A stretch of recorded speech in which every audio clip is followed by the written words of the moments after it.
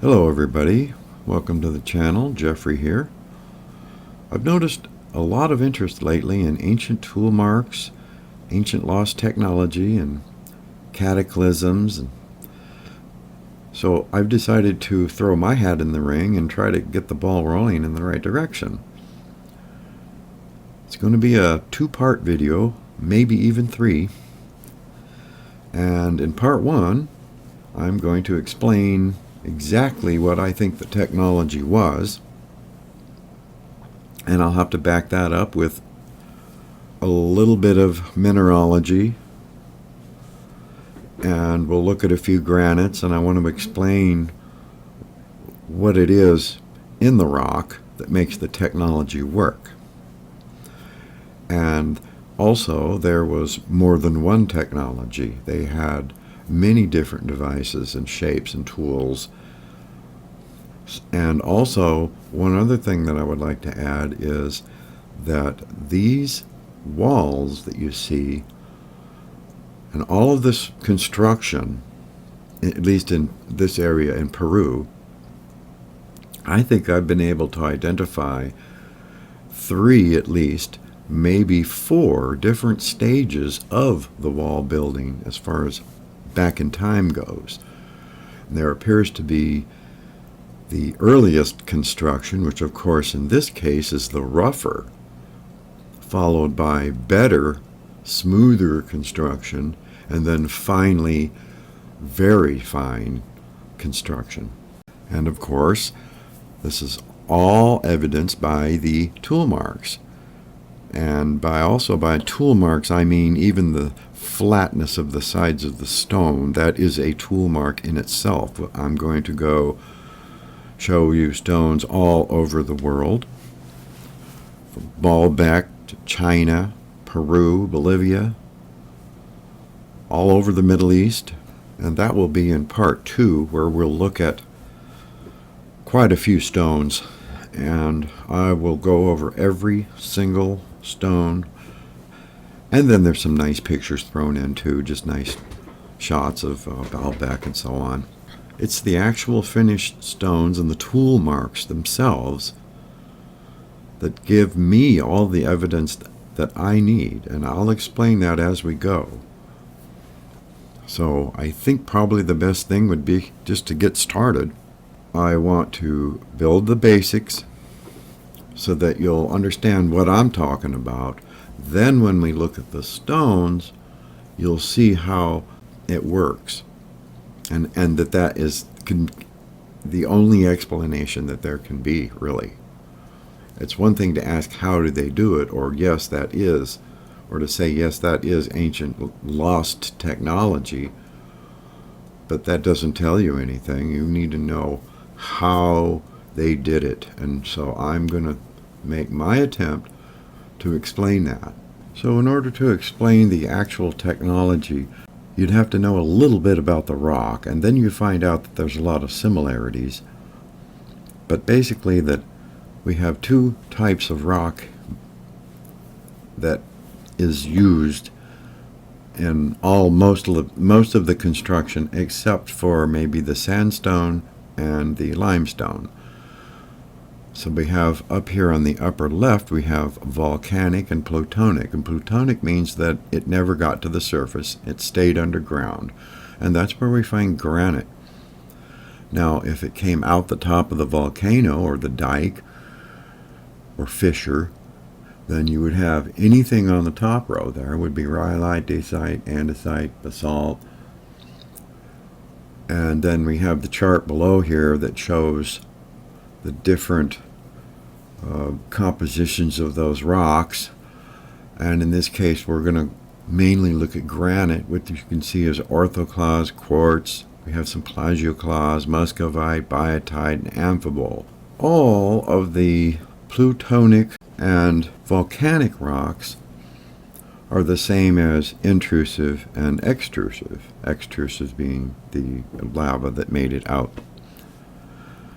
But regardless, they all have a crystalline structure of all of the minerals that are in there. Each mineral has its own distinct crystal shape, even though the chemical composition is the same, you can still have different shaped crystals. But the fact is that these are all crystals, and all of those atoms are held together with bonds. And without going into the entire crystallography course, or mineralogy I should say, here are some of the main crystal shapes. So here's just a bunch of crystals.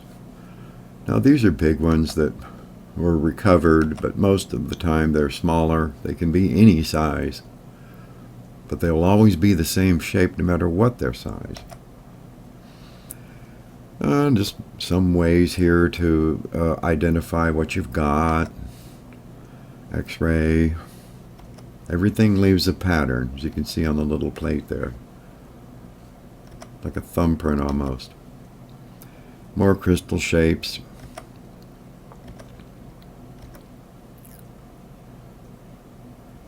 Just a list of the different systems with names.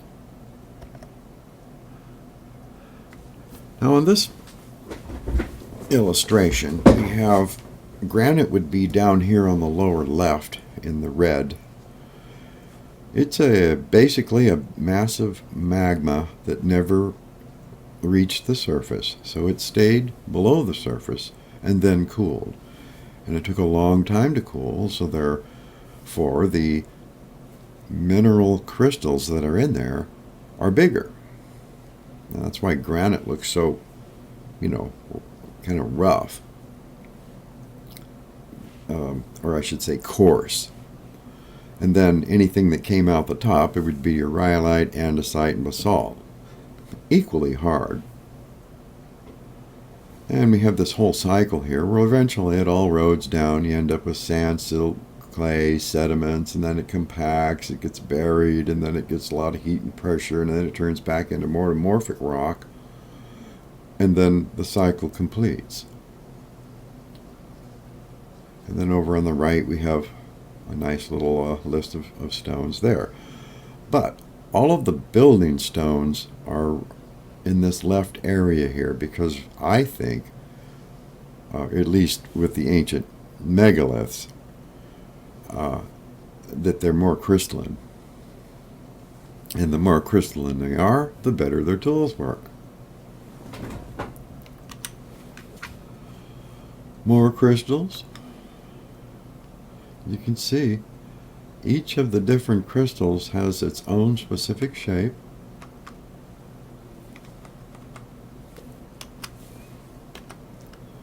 The feldspar is one that you're going to find in granite a lot.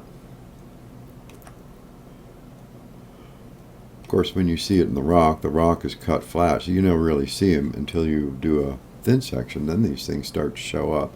Here's the Mohs scale, in case anybody wants to see it. These crystals can do a double refraction thing, which is kind of strange. So the rock that I'm going to concentrate on is mainly granite, and it comes in all different sizes and shapes and colors. And it depends on what the minerals are that give it its different colors, but it's still granite. Here's a thin section. Now this is a super thin section of rock in this case, and this is granite. Now if you were to do thin sections, of course, from different parts of the rock, you'd want to do a thin section right next to where the device was used to shave off the rock, and then you'd want to check some other part of the rock that was not formed in any way, and then compare the two. And I would be looking for very much smaller crystals, probably even down to the nano size. So the composition of the rock would be exactly the same. It would still have the crystals, but they should be a lot smaller. And by nano sized, I mean turn to the kind of powder that you find in ink toner cartridges, that black carbon powder. So here's a zoom in of the thin section.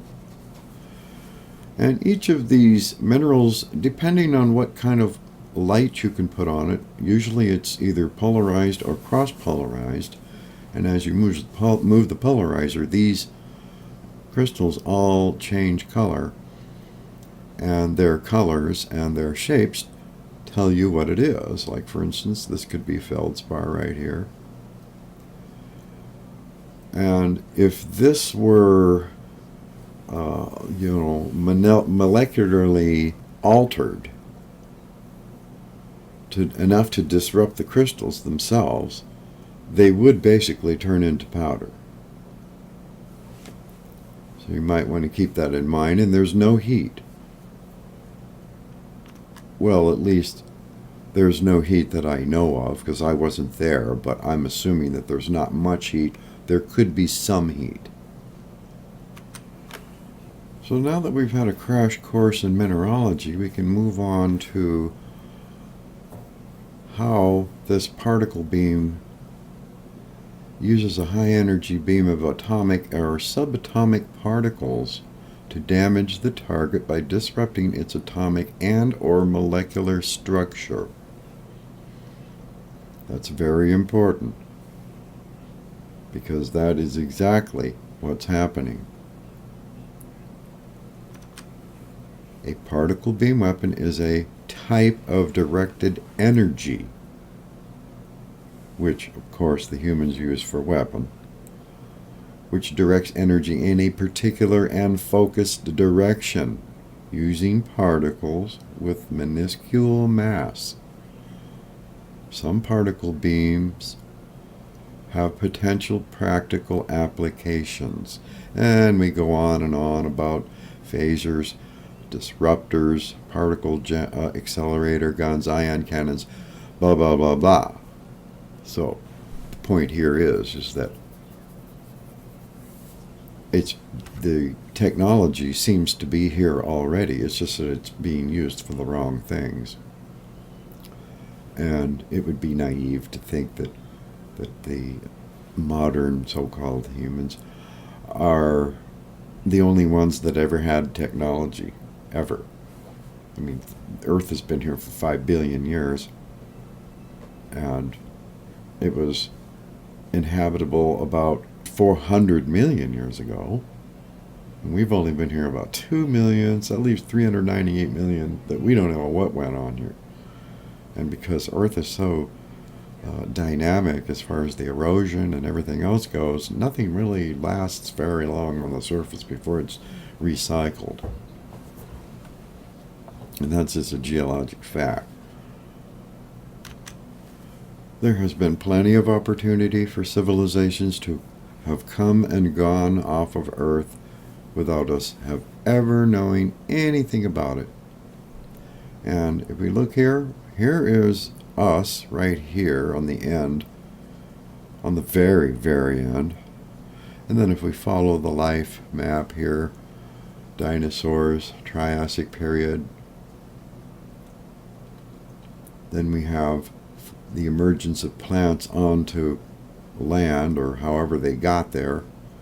Once that happened, there was oxygen in the atmosphere, and then the mammals could grow. But before that, everything was in the ocean, pretty much.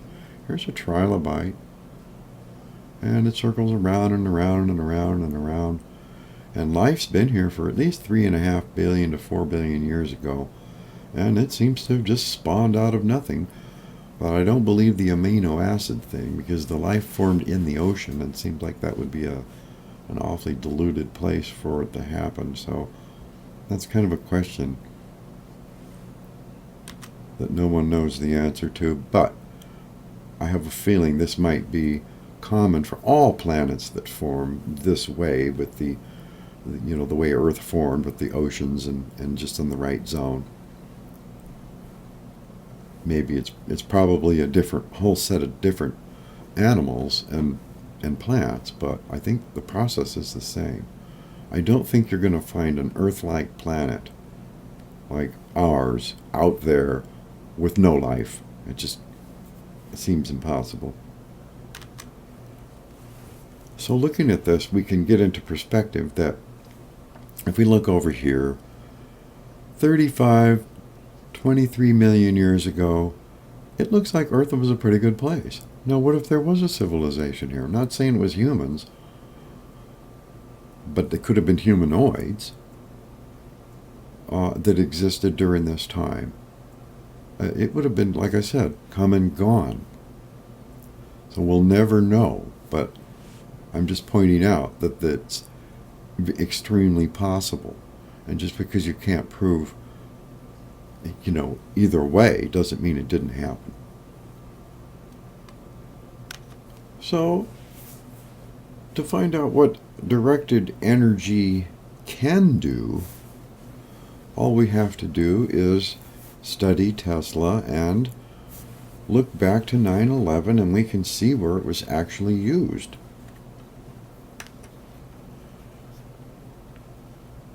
There were holes where literally the material was gone or turned to dust.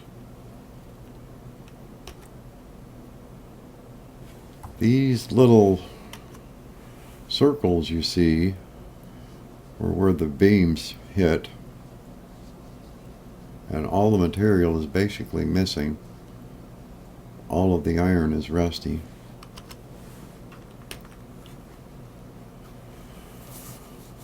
And basically we could be talking about this Hutchison effect as far as the dissolving of the rock goes, because the rock does have a very crystalline structure, which would make it very easy for it to disassociate these crystal lattice structures, turning it basically to powder, which would be the most convenient way of carving rock.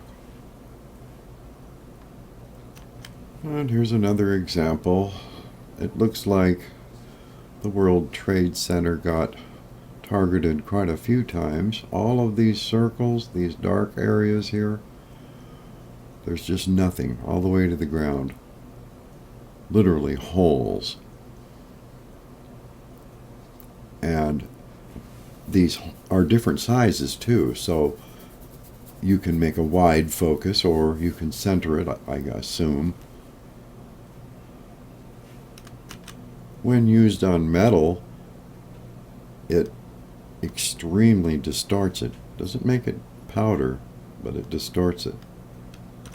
And it will disintegrate metal because the rock, some of those minerals in the rock, is metal. So it's no problem to just blast your way right through the rock.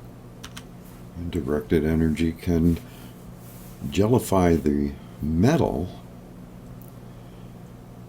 even though it doesn't really get hot, supposedly. But one can safely say that the molecular structure of this metal was changed or altered with directed energy. And the only way it can do that is to go right to the atomic bonds. And here we have directed energy levitating things. So if the directed energy device that you have was properly built and advanced enough, then it seems then couldn't you just lift large stones and set them where you want? And it must profoundly affect the molecular structure of iron because it instantly turns to rust.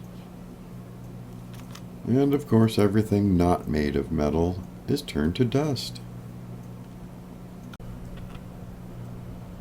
A lot of missing material.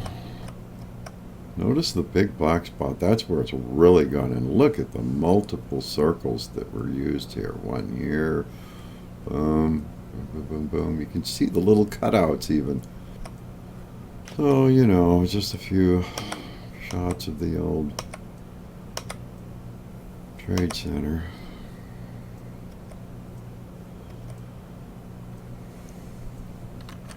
Going back to the crystal structure of minerals, you can see that all you have to do is break these crystals apart and they collapse. There's nothing left but fragments. And that is what the dust is. Nanodust. Easy cleanup, just blows right out. No evidence of stone all over the place. Stone, cuttings, chips, and so on. Because some of these places had, like in China, 1 million cubic meters of material removed, and nobody knows where it went. It's gone. And that's the same for everywhere else. All over India, too. And here's a thin section of ordinary sandstone, and you can see that it's all minerals, and it still has a crystalline structure, although it's, fine grained, but it's not the big, huge crystals you find in granite and some other rocks, but it's still there nevertheless. So it can be turned to dust rather easily using a directed energy beam.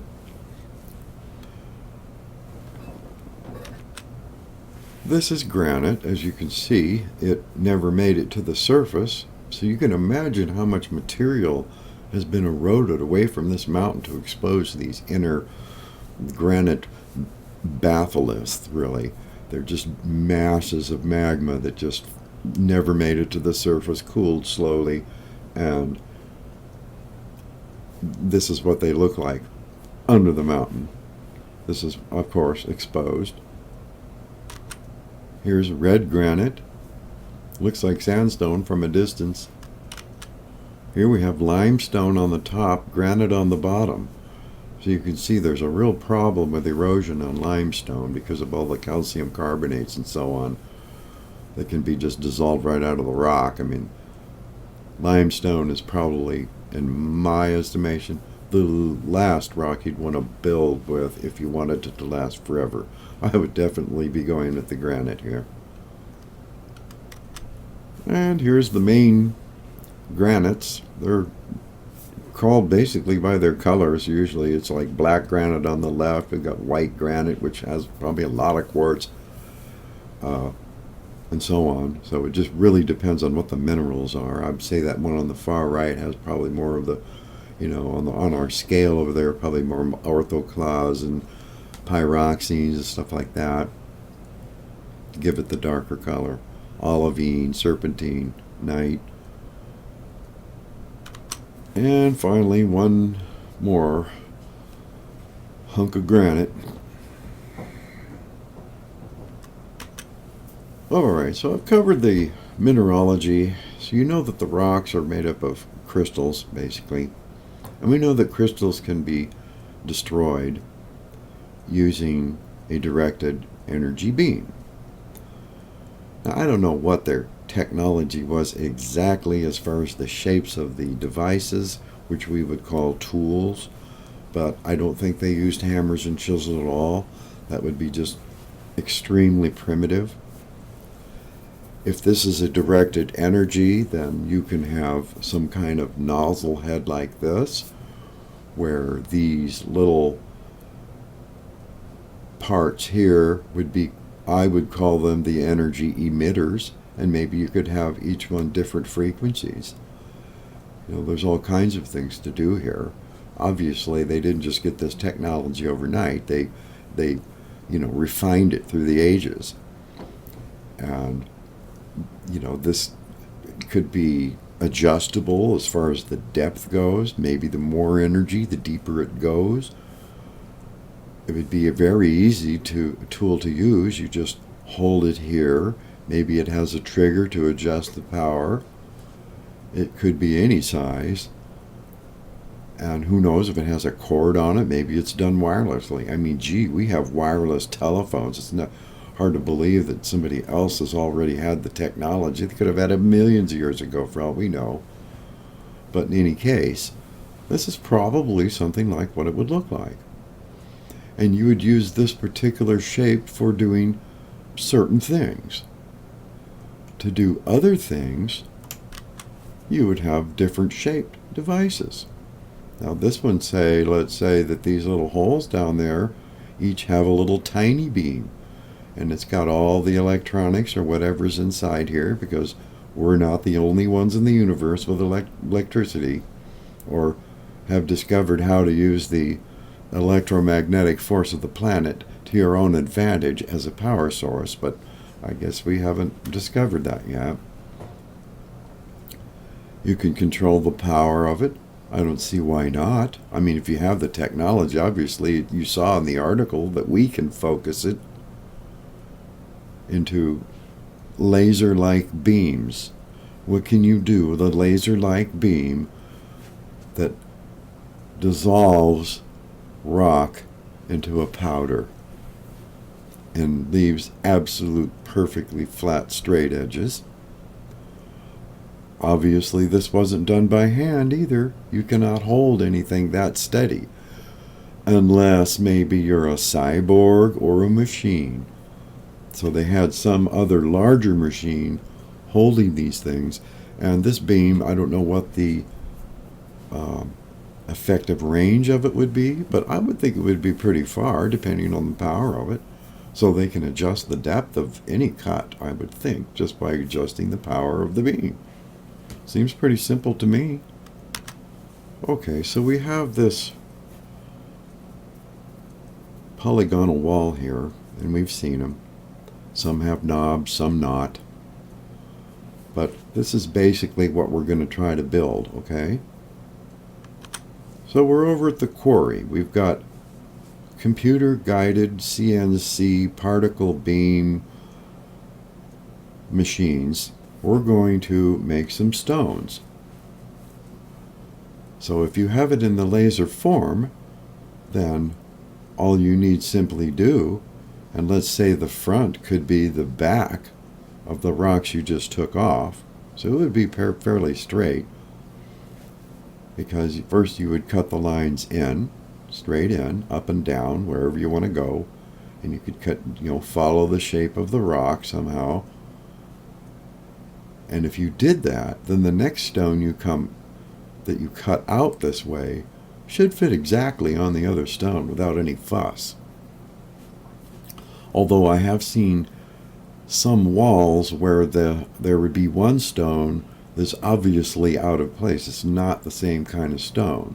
So it wasn't taken from the quarry in the same way, yet it has those, unusual edges, which means that it could be a programmed shape that the machine cuts out. So it says, okay, we don't have that shape here, but we do have it in andesite. So let's take an andesite and block and stick that in there. What else would you do? Makes sense to me. So you have the quarry face, you're cutting straight in. And now all you have to do is get behind or sideways and aim your your focused skinny particle beam through the back. That will give you a flat surface on the back too, and as soon as you cut through, it's ready to be handled however they did that. But you saw that we could use directed energy. Maybe it's on a wider pattern, maybe it's at a different frequency, I don't know, but maybe it's focused on this already, because this isn't just one guy out there with a particle beam thing, it's a machine. So it probably has another one that could come in here and just, it focuses on the stone, makes it really light, and then it actually levitates it up, and then it can be moved. Meanwhile, you cut the backs off, and you just basically slicing them off, just like a knife through butter. And the blocks just drop off one by one. And since they were all cut together, they should fit together. Here's a crude drawing of what I think is going on with these tools. And when we get to the actual marks on the stones, you'll see why this is probably pretty accurate.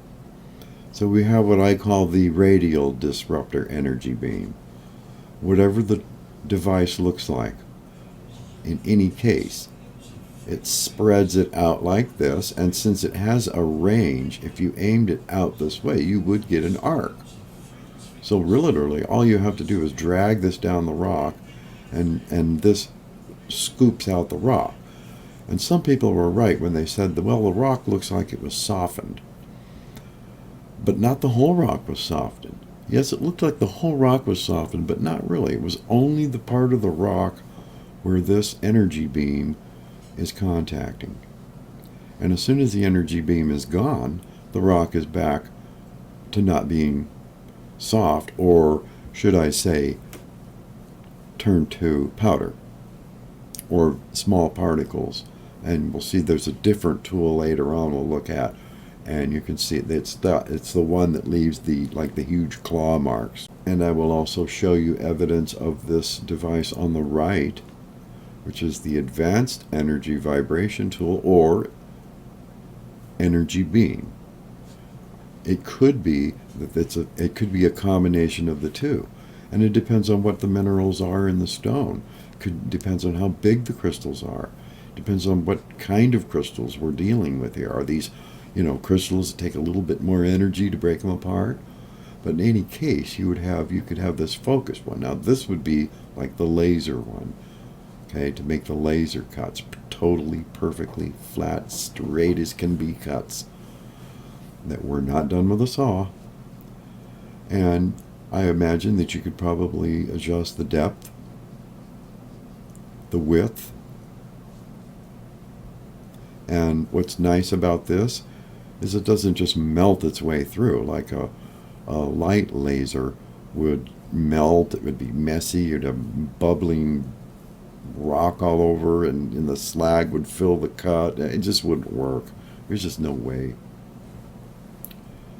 So it depends on the shapes. This one on the left, there could be a series of them that are just small but located right next to each other in a pattern next to each other. Or this could be like a round ball shape. They can make it any shape they want, right? I mean, they had the technology. Obviously, they invented it. It didn't just come overnight. Their civilization had to have advanced quite far to be able to work with stone like it was, balsa wood or something. Here's another variation of a tool. This one would be a mechanical tool, but it can be the same as an energy tool, being that these little chisels here that are aiming down, or actually they'd be more like spikes, most likely made out of some super hard metal we don't even know about.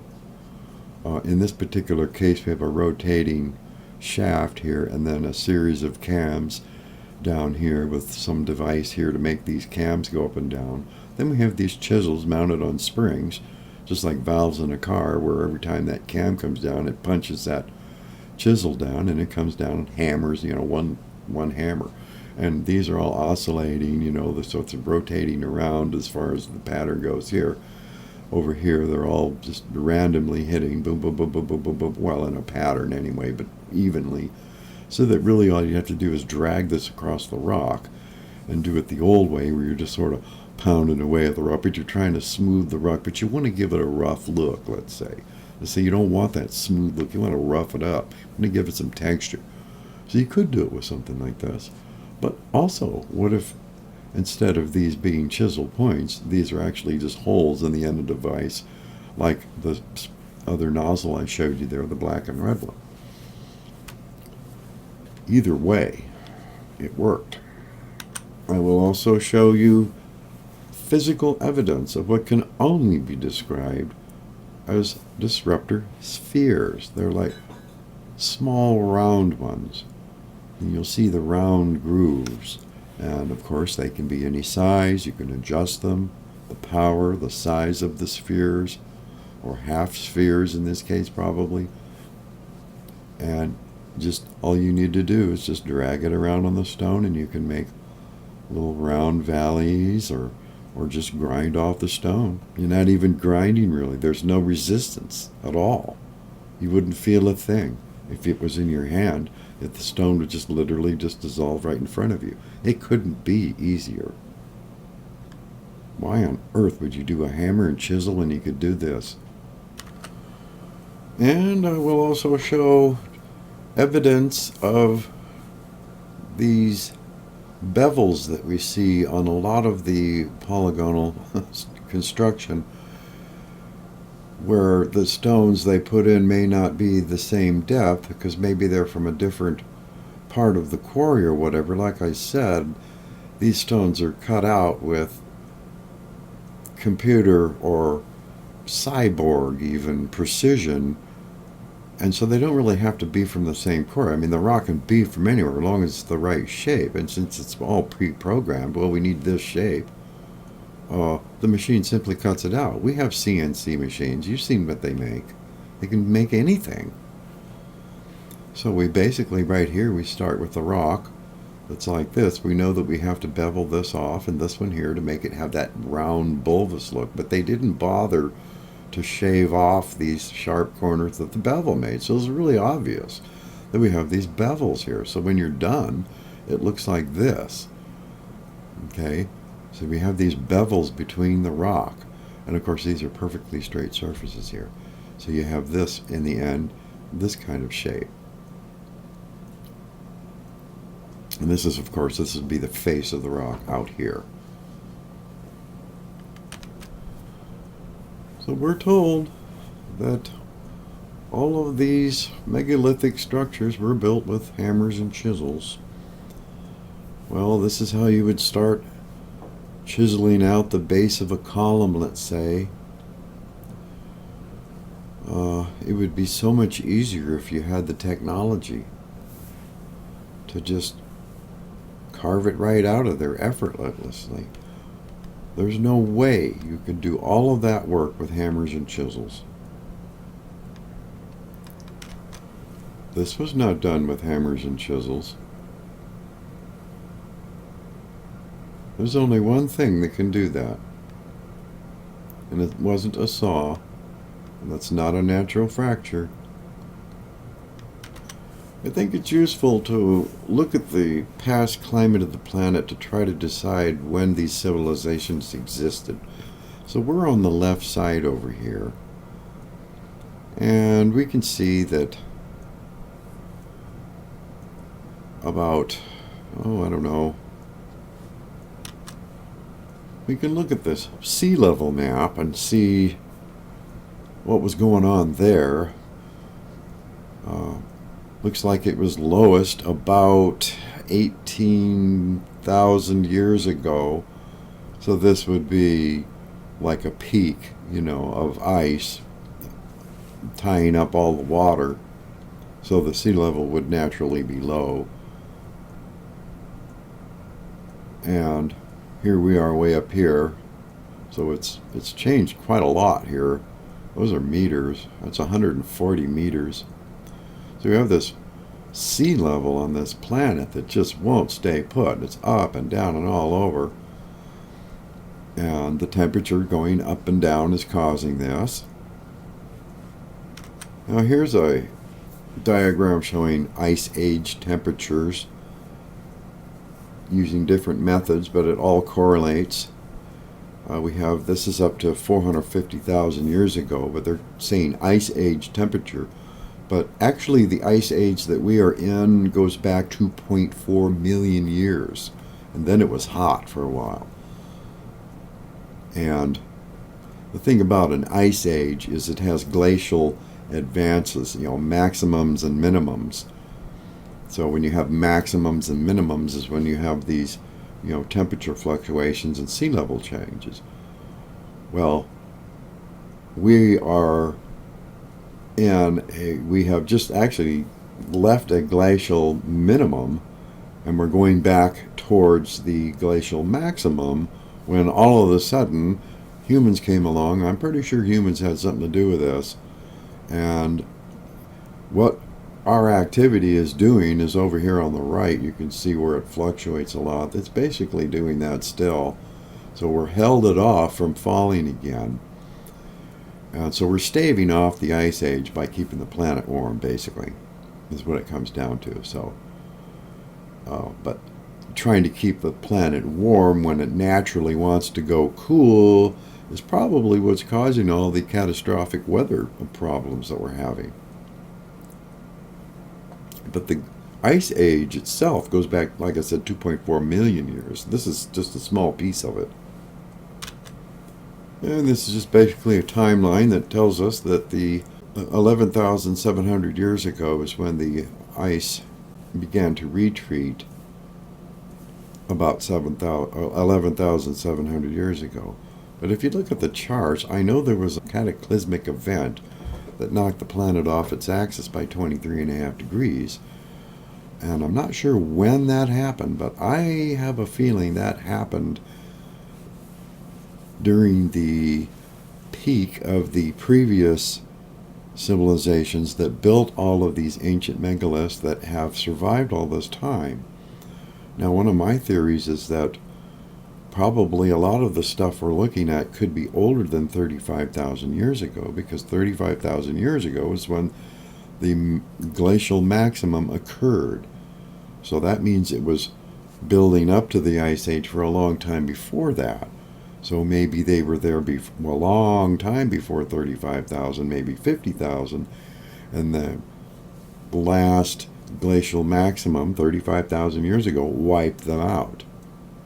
And the survivors, there were survivors from each of the different civilizations all over the planet, survivors in India, survivors in China, survivors in North America, Middle East, and South America, and so on, that of course didn't have the advantage of the civilization that they came from because it was completely destroyed. Something that knocks the planet off 23.5 degrees is going to be one heck of a big earthquake, and it's going to knock everything down. It's going to knock those giant stones that we see over in Cusco laying up on the hill there. It'll throw those things around like nothing. And mountains, entire mountains could collapse, fill in valleys, totally bury cities under hundreds of feet of debris. So who knows exactly what happened, but we know that something happened because everything is destroyed, and it wasn't just the little earthquakes that we have now that destroyed a lot of these polygonal walls and stuff, or the pyramids for that matter. So here we are, 35,000 years ago, down on the lower left here. This was a maximum ice sheet period here. The northern and southern ice caps were the biggest at this point. Now, the problem with a major glaciation is there's so much water tied up in the poles that the rest of the planet becomes arid. There's no rain. It doesn't even snow. It gets so dry. That's why it can only get so so cold, or so much water melting and so on. It balances itself out in the end. So if you have the ice age, it's not, you think, oh, well, as long as I'm on the equator, I'm fine. Well, you're not really fine, because there's no rain. There's no moisture. It's all tied up in the gaps. So that would be a major reason why a civilization could be wiped out. So it had to have existed before 35,000 years, or in the period after the 35,000 year maximum. And that would put us in this area here. I would think that they weren't here during this time, so they had to have been here during this time right here, between 50 and 35,000. So I think they probably existed in that range. Everything remained preserved for about, I don't know, maybe 10,000 years before it was discovered, and then humans started to repopulate the planet again and moved into a lot of sites built by these earlier civilizations, which of course have been completely erased off the planet. As far as any evidence of who they were, we haven't found any skeletons. If it was some kind of bunch of cyborgs, then the metal body parts would have been recycled, so we wouldn't have any evidence. There's nothing written, at least to say that there's nothing written, but the only evidence that we have is written in stone. Maybe they made it all the way to the Younger Dryas Mini Ice Age and then they were wiped out. Or the ones that could leave the planet left the planet, but if there's too many people, somebody had to stay behind. So I think the remnants of every one of these civilizations that had access to the technology, I don't think the masses had it. I think only a select certain few had it.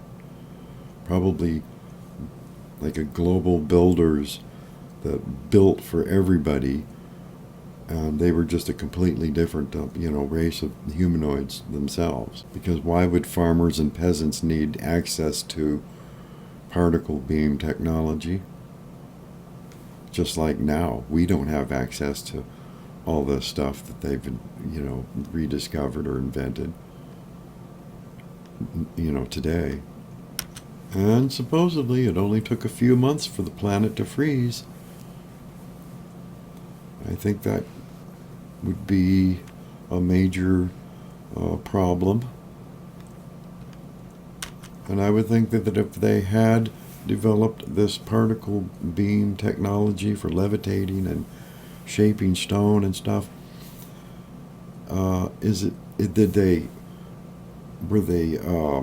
did they evolve here on Earth? Was it just an outpost that had to be abandoned because of the problems with the Earth's climate? Seems logical to me. Earth is just not a place where you can have your civilization last forever. There's just too many things that happen that eventually end to your extinction or eviction somehow. The only thing wrong with this picture is down at the bottom. It says our ice age 110,000 to 12,000. What that means is basically our last glaciation was 110,000 years ago to 12,000 years ago, and it peaked at 35,000 years ago. Our ice age is 2.5 million years long right now, and we're still in it. So we're coming up on an hour here, and I'm going to have to bring this video to a screeching halt. But part 2 will be coming up here in just a couple of days, and maybe even in part 3, depends on how many photos we got to go through. But this one here is a very interesting photo, and we'll be looking at things like this. If you look at the lower left, now these are the claw mark ones, where they're deep, almost like, claw marks that come down. But here's where the device stopped.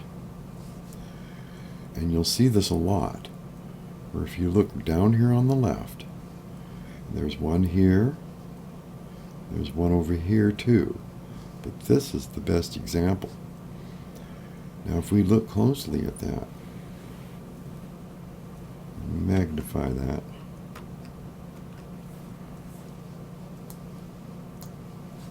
notice the way the material is piled up here, almost as if it was soft.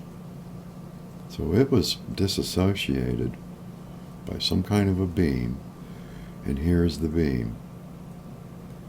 So obviously the energy radiates out from the beam, and it has a focus point right here. And I think anything around that beam just falls apart. And so the beams only need to be this far apart for all this rock to just fall out.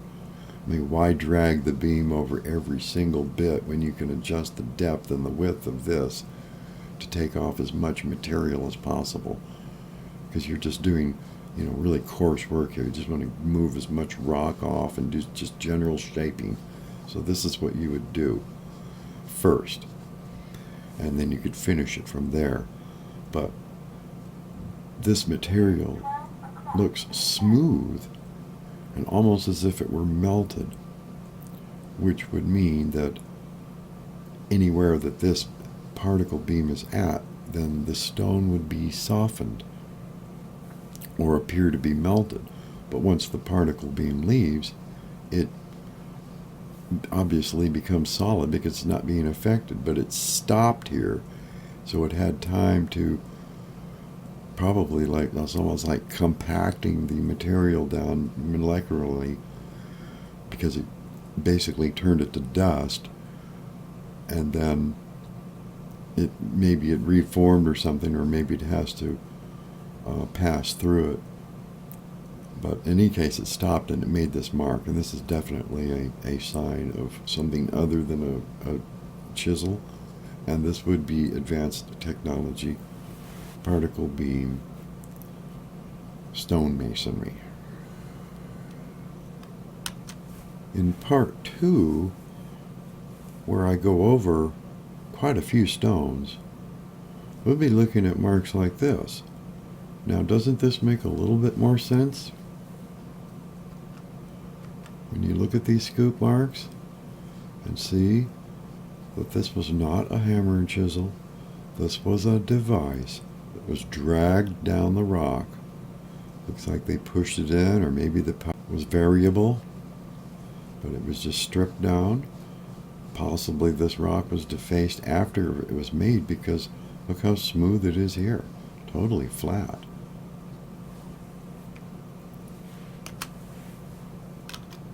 More scoop marks. Obviously done with a particle beam device. And how else could you slice rock like this? These corners here are actually round, and you couldn't cut that with a saw if you wanted to. We have curved surfaces here. Not all of them, but you have curves. It only takes one curve to show that you cannot do this with a saw. They have grooves down here to keep these stones from sliding in and out. These stones have ridges on the bottom. And notice the knobs. And notice also that they're square. These are extremely old, extremely eroded. I think the original knobs came out a lot farther, were a lot sharper. And another thing too is that this is the third generation, I think, of this civilization. This is where they finally had everything totally perfected as far as their stone cutting goes. These stones look like they were cut with a particle beam laser from the top down in order to get this round corner right through here.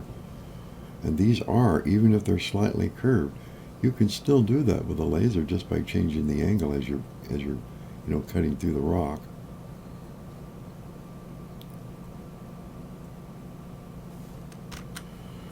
And as far as the knobs go again, the stone originally came out as far as the tops of the knobs, and then they ground the stone down to, all around these knobs so that they'll stick out. So the original surface on the stone had to have been as high as the tops of these knobs at least. And then the stone is ground off around it. Well, if you look at these, one of the advantages of doing squares is you can use the laser cutter to cut all this off. If you come down to this level here, then go this way and out, and then this way in between, and then one down below, and you can do that. These are not at the same height, but you can still do it. And they could have, who knows what they used to pound this thing down. They could have used like the energy beam tool that I said that had the different emitters on it, and smooth it off that way. But it wasn't done with hammers and chisels. We'll be looking at the incredible fine detail of Petra and other places, many other places. This is one of my favorites here. I don't know about tool marks, but this does not look earthly. And I wonder what this is down here. That looks like a doorway. Almost like there's something in there. But is that stone? It looks a different color. So was there a big room in there? Wonder about that. Up to this point, I've shown you just a glimpse into the technology that I think they used, and why and how because obviously we have it today. No reason to think that they didn't have it, but they used it for peaceful purposes. So they could got a lot more done with it, and rather than just using it to destroy things. And I think I've established that probably due to the climatic conditions of the planet, determined when they existed and when they didn't exist anymore. And if you look at this photo, in the background, we see, oops, snowy mountains back here. So during a major glaciation, would this then not be covered with ice? And could it have even been covered with ice so thick that it was actually glaciated? And if it was covered with ice and finally encased in ice, it would be preserved, but ice has a bad habit of moving, so a lot of these blocks are missing. It's possible that they could have all been taken away by the ice, flowing ice like in a glacier. This actually shows that there are different levels of their technology here. It looks like these rougher stones were probably earlier walls, and then I think they added walls. I don't know how much of this has been stolen and quarried, but that's an awful lot of stones to be quarried, but they're gone. They're not there. If they just fell off and rolled down, or even if the ice brought them down, or an earthquake, well, where are they? I mean, where'd all the stones go? There's some really big stones here missing, and these walls went higher. Obviously, this had another layer on it. They all had layers. Look how high the terraces alone are. And what about these terraces? Are these terraces part of some kind of a rebuilding effort here? Because if you look, it looks like it's just stones and dirt, which would be the perfect backfill, for these stones. And we have a corner here. It's hard to believe that that just didn't erode away. So has this all been refurbished? And is that some kind of brown concrete or something? Because it doesn't come out to the level of the fronts of the stones. It's behind the stones. So if you had the stones, all you have to do is sit them in there, and they'll be backed up right against that. So that's kind of curious.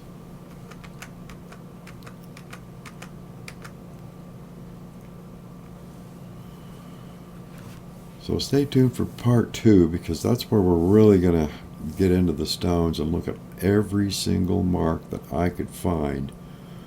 And once we start looking at these stone marks, you'll see that it all comes together. Okay? So until then, have a great day, and I'll get this next part 2 out pretty soon as I can.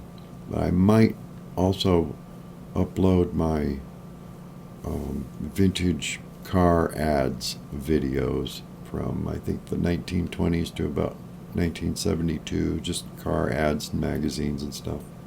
It's pretty interesting. So have a great day. We'll see you next time.